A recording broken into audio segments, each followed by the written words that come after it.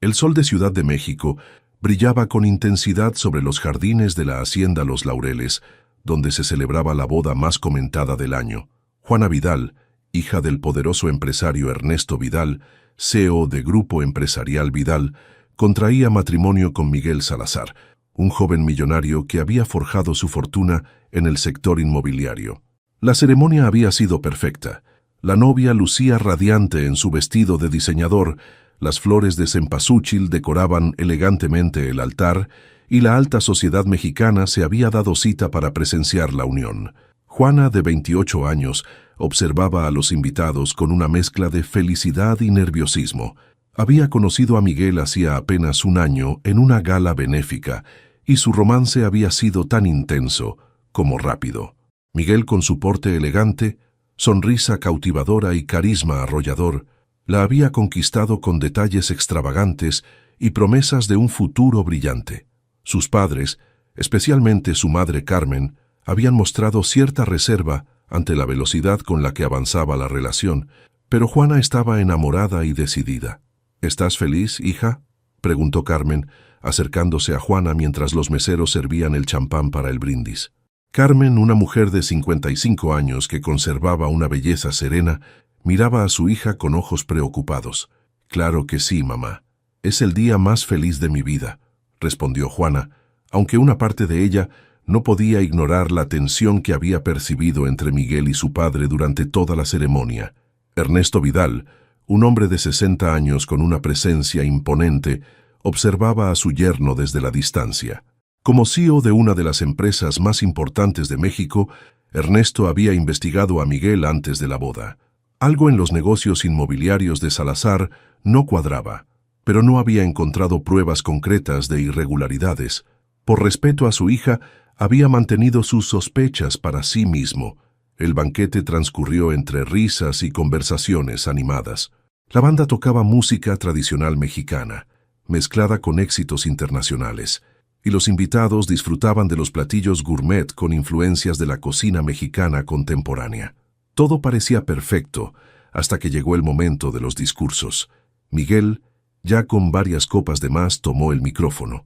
Su discurso comenzó como una declaración de amor hacia Juana, pero pronto derivó en comentarios sobre el imperio empresarial que planeaba construir.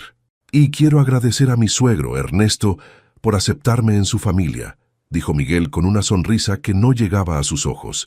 «Aunque todos sabemos que pronto mis negocios superarán a los suyos, la nueva generación siempre supera a la anterior. ¿No es así?» Un silencio incómodo se apoderó del salón. Juana sintió que su corazón se aceleraba. Nunca había visto esa faceta de Miguel, ese tono desafiante y ligeramente agresivo. Carmen, incapaz de contenerse, se acercó a su yerno cuando éste bajó del escenario. «Miguel, creo que has bebido demasiado. Ese comentario ha sido completamente inapropiado», le dijo en voz baja pero firme.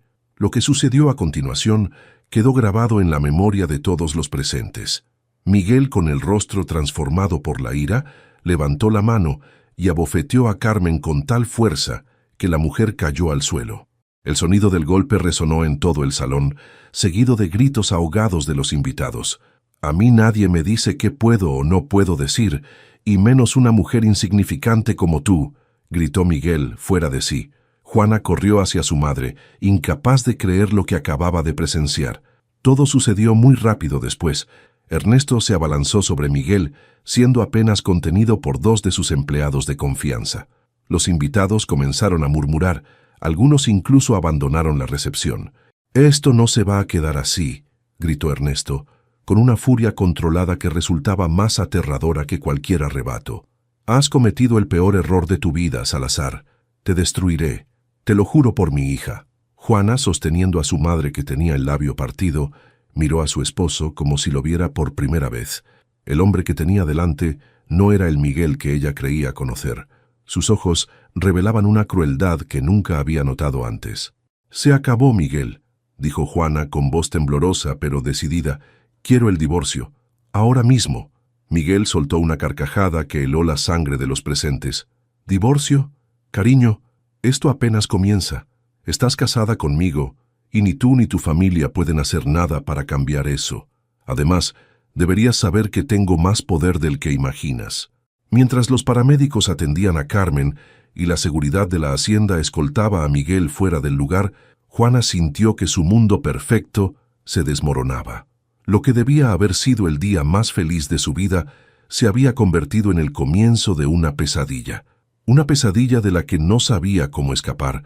3 días después del desastroso final de la boda, Juana permanecía encerrada en la casa de sus padres en las lomas de Chapultepec, uno de los barrios más exclusivos de Ciudad de México.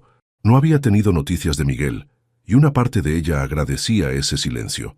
Su madre se recuperaba lentamente del golpe, más afectada emocionalmente que por el daño físico. Ernesto Vidal, por su parte, se había encerrado en su despacho desde el incidente. Solo salía para hacer llamadas telefónicas en privado o para reunirse con personas que llegaban discretamente a la casa. Juana sabía que su padre estaba tramando algo, pero no se atrevía a preguntar. Aquella mañana, mientras desayunaba con su madre en la terraza que daba al jardín lleno de bugambilias y jacarandas, Juana finalmente decidió enfrentar la situación.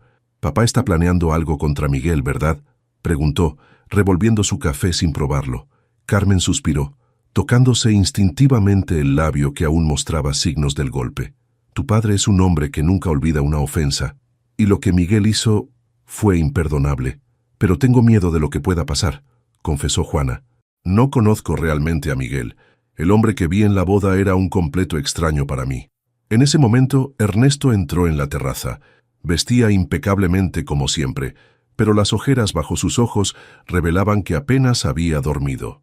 «Buenos días», dijo, besando la frente de su esposa y su hija. «Juana, necesito hablar contigo. Es importante». Se sentaron en la sala de estar, una habitación decorada con arte mexicano contemporáneo y antigüedades coloniales. Ernesto sirvió 2 tazas de café negro y miró directamente a su hija. «He estado investigando a Miguel», comenzó, evitando usar la palabra esposo. «Y lo que he descubierto es preocupante. Su fortuna no proviene únicamente del sector inmobiliario, como él afirma». «¿A qué te refieres?», preguntó Juana, sintiendo un nudo en el estómago. «Miguel tiene conexiones con personas peligrosas. Lava dinero a través de sus empresas inmobiliarias para varios grupos que operan en la frontera norte. Además, ha estado sobornando a funcionarios para obtener contratos gubernamentales». Juana palideció. «¿Estás seguro de esto?». «Completamente.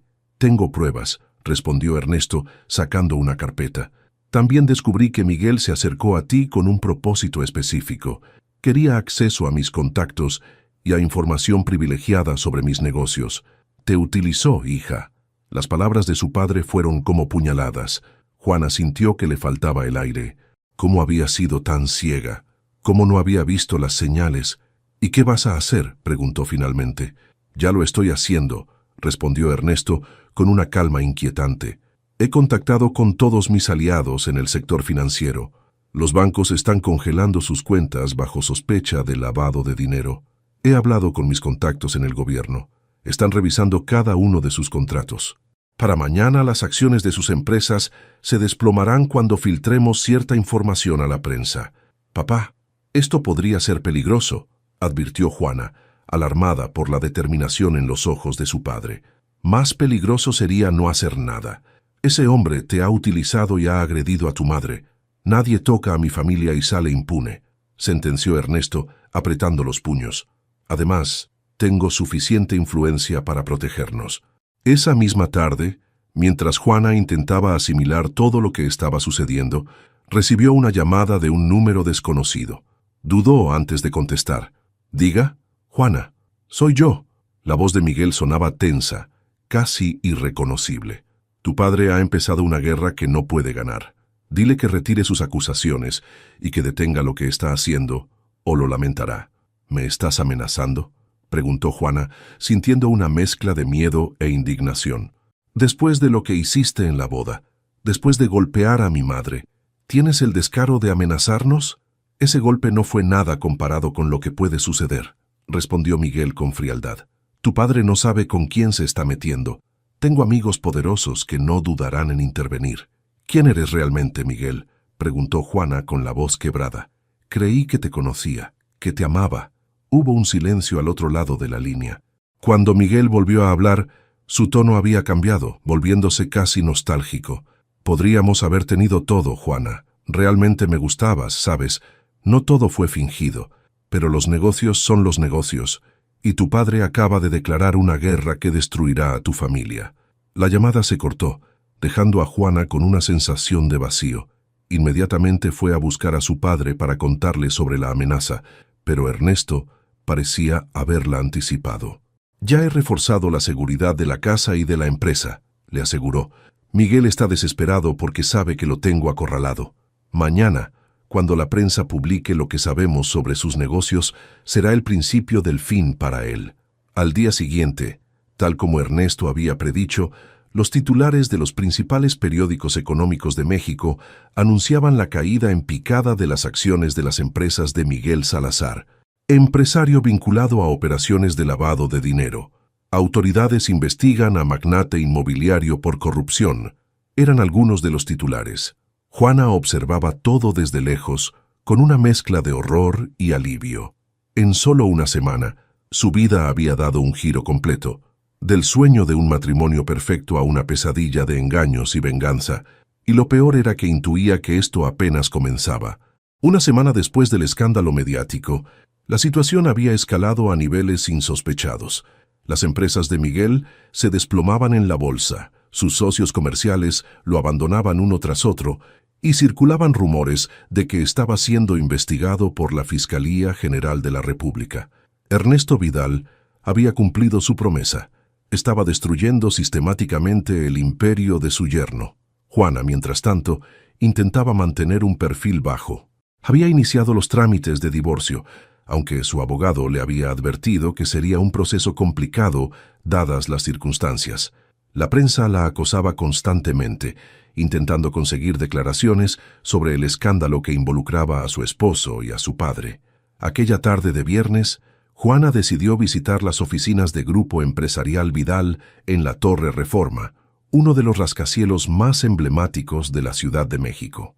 Necesitaba hablar con su padre sobre los avances del divorcio y además sentía la necesidad de salir de casa, donde el ambiente se había vuelto asfixiante.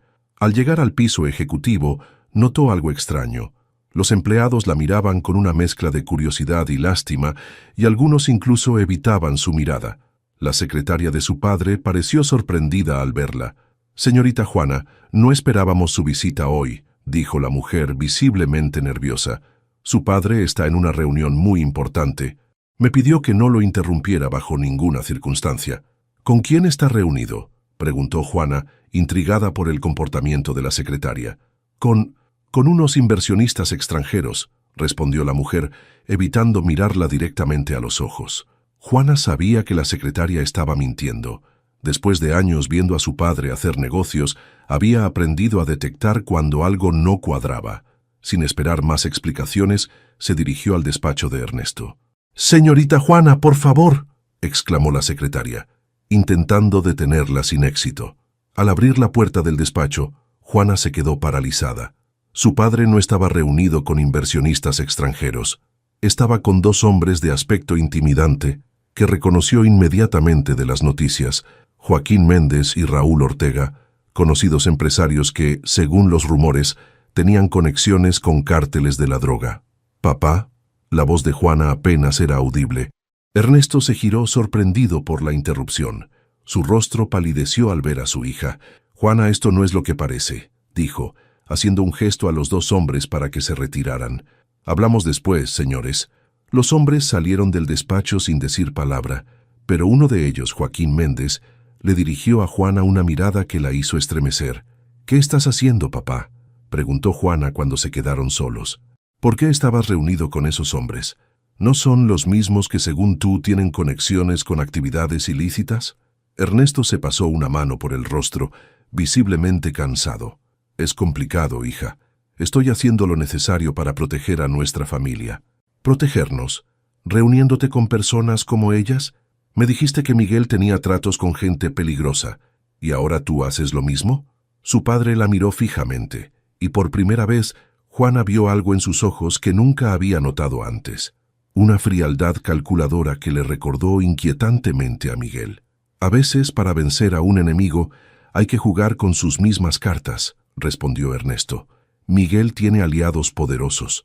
Necesitaba asegurarme de que nosotros también los tuviéramos. No puedo creer lo que estoy escuchando, dijo Juana, retrocediendo. Todo lo que me dijiste sobre los negocios sucios de Miguel, ¿tú también estás involucrado en cosas similares? Ernesto se acercó a su hija, intentando tomar sus manos, pero ella se apartó. Escúchame, Juana. El mundo de los negocios en México es complicado. A veces hay que hacer pactos con personas que no son convencionales, pero siempre lo he hecho para proteger a nuestra familia, para asegurar vuestro futuro. ¿Y mamá lo sabe? ¿Sabe con qué tipo de personas haces negocios? La expresión de Ernesto fue respuesta suficiente. Carmen no tenía idea de la verdadera naturaleza de algunos de los negocios de su esposo. «Necesito aire», murmuró Juana, dirigiéndose a la puerta. «No puedo creer que toda mi vida haya sido una mentira». Salió del despacho y del edificio como si estuviera huyendo. Las calles de Ciudad de México nunca le habían parecido tan hostiles como en ese momento. No sabía a dónde ir. No podía volver a casa, donde su madre vivía en una burbuja de ignorancia. No podía confiar en su padre, quien aparentemente no era muy diferente de Miguel. Se sentía completamente sola. Caminando sin rumbo, llegó al Parque Chapultepec, uno de sus lugares favoritos desde niña. Se sentó en un banco frente al lago, observando a las familias que paseaban ajenas a su drama personal. Fue entonces cuando notó que alguien se sentaba a su lado. «Te ves perdida», dijo una voz familiar. Al girarse, Juana se encontró cara a cara con Daniel Morales, el mejor amigo de su hermano y excompañero de universidad. Daniel siempre había estado enamorado de ella, algo que todos sabían excepto ella misma, hasta que fue demasiado tarde y ya estaba comprometida con Miguel. «Daniel, ¿qué haces aquí?», preguntó sorprendida por la coincidencia. «Trabajo cerca», respondió él con una sonrisa triste. «Te vi pasar frente a mi oficina. Parecías bastante alterada, así que decidí seguirte para asegurarme de que estuvieras bien». Juana sintió un nudo en la garganta. Daniel siempre había sido así, atento y preocupado por ella. «Mi vida es un desastre», confesó, dejando escapar algunas lágrimas. «Mi matrimonio fue una farsa. Mi esposo solo me utilizó para llegar a mi padre, y ahora descubro que mi padre no es mejor que él». Daniel escuchó pacientemente mientras Juana le contaba todo lo sucedido, desde la boda hasta el descubrimiento de esa tarde. No la interrumpió, no la juzgó, simplemente estuvo ahí para ella, como siempre lo había estado. «Juana, necesitas alejarte de todo esto», dijo finalmente. «Tanto Miguel como tu padre están jugando un juego peligroso. Si las cosas se complican, podrías salir lastimada». «¿Pero dónde voy a ir? No puedo abandonar a mi madre». Daniel pensó por un momento. «Tengo un amigo que tiene una casa en Valle de Bravo. Podrías quedarte allí mientras decides qué hacer. Es un lugar tranquilo, lejos de la ciudad y de toda esta locura». La oferta era tentadora. Alejarse de todo, tener tiempo para pensar, para reorganizar su vida. ¿Y mi madre? No puedo dejarla con mi padre ahora que sé la verdad. «Habla con ella», sugirió Daniel. «Tal vez ella sepa más de lo que crees.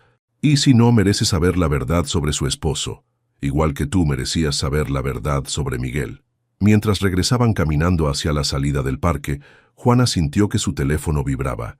Era un mensaje de un número desconocido. Al abrirlo, su sangre se heló.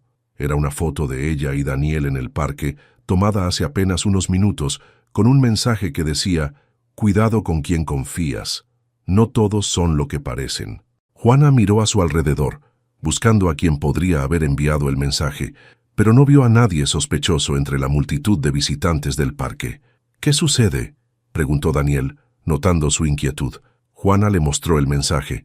«Alguien nos está vigilando». Los días siguientes fueron un torbellino para Juana.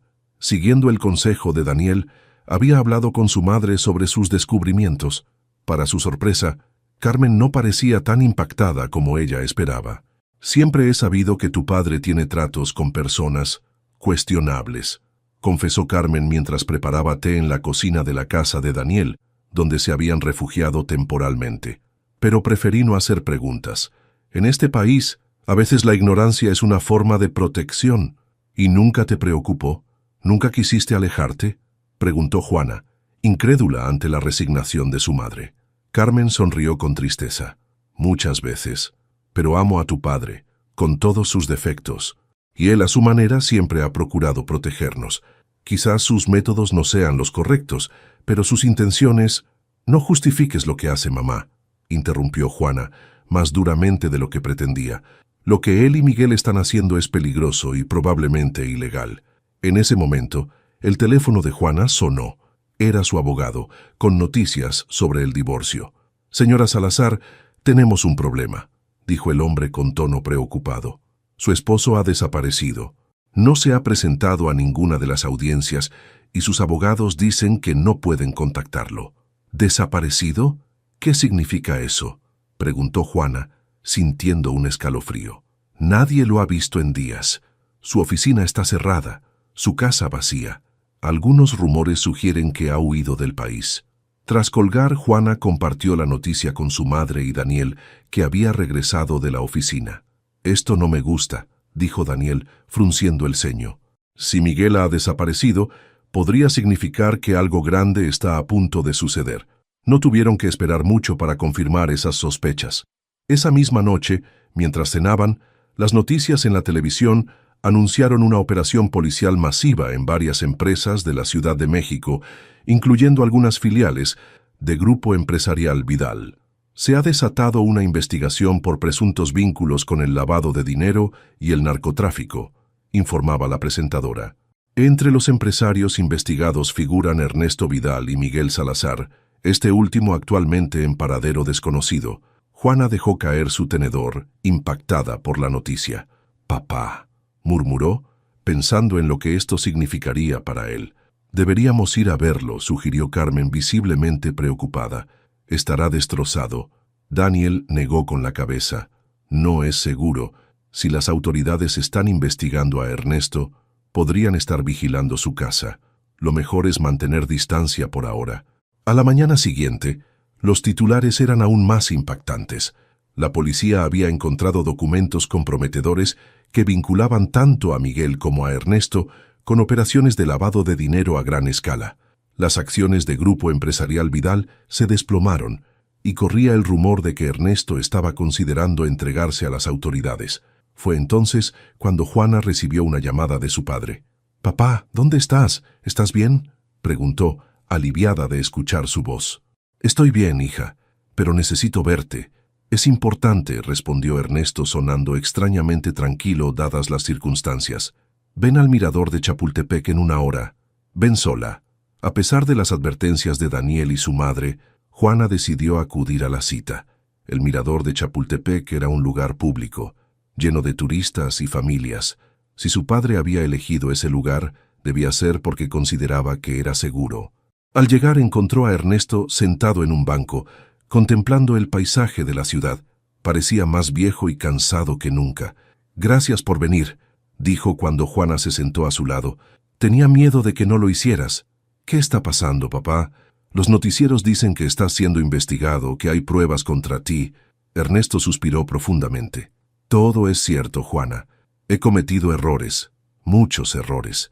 Pero lo que más lamento es haberte expuesto a ti y a tu madre a todo esto». «¿Dónde está Miguel? ¿Tú sabes algo?». Su padre negó con la cabeza. «Creemos que ha huido a Sudamérica. Sus contactos allí lo protegerán, al menos por un tiempo». «¿Creemos? ¿Quiénes?», preguntó Juana confundida. «Yo y algunas personas con las que he hecho tratos», respondió Ernesto, evitando dar nombres. «Personas que ahora me han dado la espalda. Miguel tenía razón en una cosa. Desaté una guerra que no podía ganar». Juana sintió que las lágrimas brotaban de sus ojos. Ver a su padre, siempre tan fuerte y seguro, ahora derrotado y vulnerable, era más de lo que podía soportar. «¿Qué vas a hacer ahora?». «Me entregaré a las autoridades», respondió con resolución. Negoció un acuerdo con la fiscalía. «Testificaré contra Miguel y sus socios a cambio de cierta clemencia. No evitaré la cárcel, pero al menos podré proteger parte del patrimonio familiar para ti y tu madre». «Papá, no», comenzó Juana, pero Ernesto la interrumpió. «Es la única salida, hija. He vivido suficiente tiempo en este mundo para saber cuándo es momento de rendirse. Además, es lo correcto. He hecho cosas de las que no estoy orgulloso, y es hora de afrontar las consecuencias. Se quedaron en silencio por un momento, observando cómo el sol comenzaba a ponerse sobre la ciudad. A lo lejos, las luces comenzaban a encenderse, creando un paisaje urbano que parecía ajeno a los dramas humanos que se desarrollaban dentro de él. «Quiero que cuides de tu madre», dijo finalmente Ernesto, «y que rehagas tu vida. Eres joven, inteligente, fuerte. Este escándalo pasará, y tú encontrarás tu camino». «¿Y si ese camino me lleva lejos de aquí?», preguntó Juana, pensando en las conversaciones que había tenido con Daniel sobre la posibilidad de mudarse a otra ciudad, incluso a otro país, para empezar de nuevo. «Entonces lo seguirás, con mi bendición», respondió su padre con una sonrisa triste. A veces necesitamos alejarnos de nuestras raíces para encontrarnos a nosotros mismos. 3 meses después, Juana observaba el Océano Pacífico desde el balcón de un pequeño apartamento en Puerto Vallarta. A su lado, Daniel preparaba café en la cocina abierta. Habían decidido mudarse a esta ciudad costera después de que Ernesto se entregara a las autoridades y comenzara un mediático juicio que aún ocupaba los titulares de la prensa nacional. Miguel seguía prófugo, aunque los rumores indicaban que había sido visto en Colombia. Las empresas de Ernesto habían sido intervenidas, pero gracias al acuerdo con la Fiscalía, Carmen había podido conservar la casa familiar y algunos activos que aseguraban su estabilidad económica. Juana había encontrado trabajo como profesora en una universidad local, lejos del mundo empresarial en el que había crecido. La vida era más sencilla ahora, pero también más auténtica. Las heridas aún estaban frescas, pero comenzaban a sanar. «¿En qué piensas?», preguntó Daniel, entregándole una taza de café. «En lo rápido que puede cambiar la vida», respondió ella, aceptando la bebida. «Hace 6 meses estaba casándome con un hombre que creía amar, y ahora estoy aquí empezando de nuevo». Daniel asintió, comprendiendo. A veces las peores tormentas traen los cielos más claros. Juana sonó retentar nuevamente, continuar editar voy, a continuar con el final de la historia que se cortó. «Oh, de haberme casado con Miguel, sí. Fue un error terrible, pero no me arrepiento de lo que vino después. Descubrí la verdad sobre mi padre, sobre mi familia, sobre mí misma, y aunque dolió, era necesario». El teléfono de Juana sonó, interrumpiendo la conversación. Era Carmen. «Mamá, ¿cómo estás?», preguntó Juana, siempre preocupada por el bienestar de su madre. «Bien, hija, acabo de salir de visitar a tu padre», respondió Carmen. Las visitas a la prisión se habían convertido en una rutina para ella. A pesar de todo, seguía amando a Ernesto. «Tiene noticias. La policía de Colombia ha detenido a Miguel. Lo extraditarán a México en los próximos días». Juana sintió que su corazón se aceleraba. La noticia de la captura de Miguel traía a la superficie emociones que creía haber superado. «¿Cómo te sientes con eso?», preguntó Daniel cuando ella le compartió la noticia. «No lo sé», confesó Juana. «Una parte de mí quiere verlo enfrentar las consecuencias de sus actos. Otra parte preferiría olvidar que alguna vez existió». Daniel tomó su mano con gentileza. «No tienes que decidirlo ahora. Sea cual sea tu elección, estaré aquí para apoyarte». Los días siguientes transcurrieron con una extraña normalidad. Juana daba sus clases, paseaba por la playa, compartía momentos con Daniel. Pero la sombra de Miguel, ahora más presente que nunca con la noticia de su extradición, se cernía sobre ella. Una semana después, mientras revisaba las noticias en su tablet durante el desayuno, un titular captó su atención. «Miguel Salazar ofrece testificar contra importantes figuras del narcotráfico a cambio de reducción de pena». «Va a hacer lo mismo que mi padre», murmuró Juana. «Sacrificar a otros para salvarse a sí mismo». Daniel, que preparaba el desayuno, se acercó para leer la noticia. «Es el juego del poder. Todos se traicionan cuando las cosas se ponen difíciles». Esa misma tarde, Juana recibió una llamada inesperada. Era su abogado. «Señora Vidal, disculpe la molestia. Miguel Salazar ha solicitado verla antes de su audiencia preliminar. Dice que tiene información importante que compartirle, algo que solo puede decirle en persona». Juana sintió un escalofrío. «¿Verlo? ¿Por qué querría yo verlo después de todo lo que ha hecho?». «No lo sé», respondió el abogado, «pero insiste en que es crucial, algo relacionado con su padre, según mencionó». Tras colgar, Juana se debatió internamente. Debía ver a Miguel.